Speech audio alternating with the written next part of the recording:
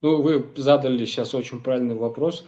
На самом деле на повестке вот какого-то большого политического вопроса еще не назрело, мне кажется, потому что Мгм. еще свежи в памяти события прошлого года и весь вот этот процесс устаканивания ситуации, который длился в течение года, когда происходили вот задержания коррупционеров, когда происходили какой-то вот приезд бывшего президента, дело по Кумтору.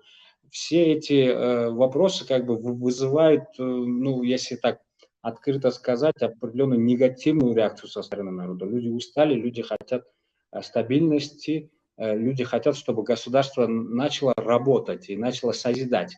И есть ожидания, конечно, вот, реформ, но все эти реформы как бы сегодня из-за того, что вот эти события происходят политические, да, они все время на второй план уходят.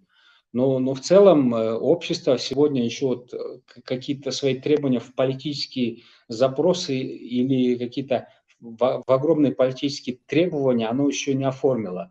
Мгм. Сегодня есть вот текущая политическая ситуация, когда вот происходят выборы, и есть вот эти проблемы, да, социального характера, которые сегодня, естественно, государство должно решать.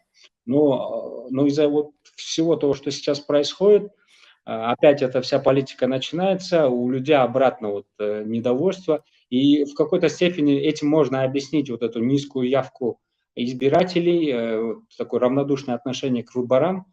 Но думаю, что сейчас ожидать какого-то большого политического кризиса из-за этой ситуации, наверное, будет неправильно, потому что уже была практика, когда у нас проходили городские выборы, выборы в местные кеңеши, и когда произошли определенные нарушения, то итоги этих выборов были отменены и произошли перевыборы. Перевыборы вот в городские кеңеши, имеется в виду городские вот парламенты, да, и в Мгм. принципе Органы это тоже муниципалитета, было да. решено, и люди остались довольны теми кандидатами, которые сегодня представляют интерес вот в городах. Возможно, этот сценарий тоже сейчас может произойти, несмотря на вот этот кризис, наверное, из бюджета найдут деньги для того, чтобы провести перевыборы, но, скорее всего, этого не будет, потому что, я думаю, сейчас договорятся между собой власти и оппозиционеры и найдут определенный компромисс. Мгм.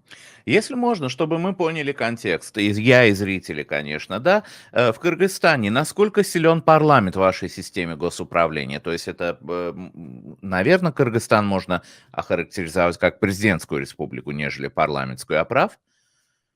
Последние 10 лет Кыргызстан больше был парламентской республикой. Вот, начиная с 2010 года Кыргызстан стал парламентской республикой, но вот в последний год мы снова вернулись к президентской системе. И сегодня мы живем по новой конституции в рамках вот этих правил, да.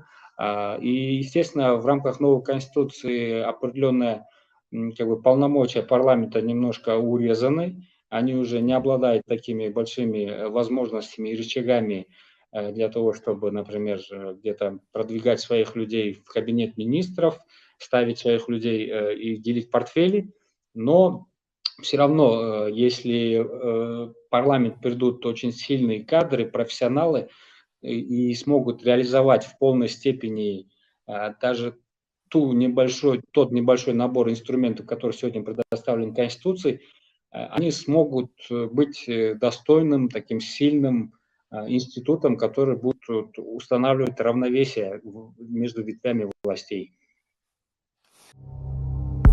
Смотрите полное видео и прямой эфир на сайте Независим ТВ. Ссылка в описании.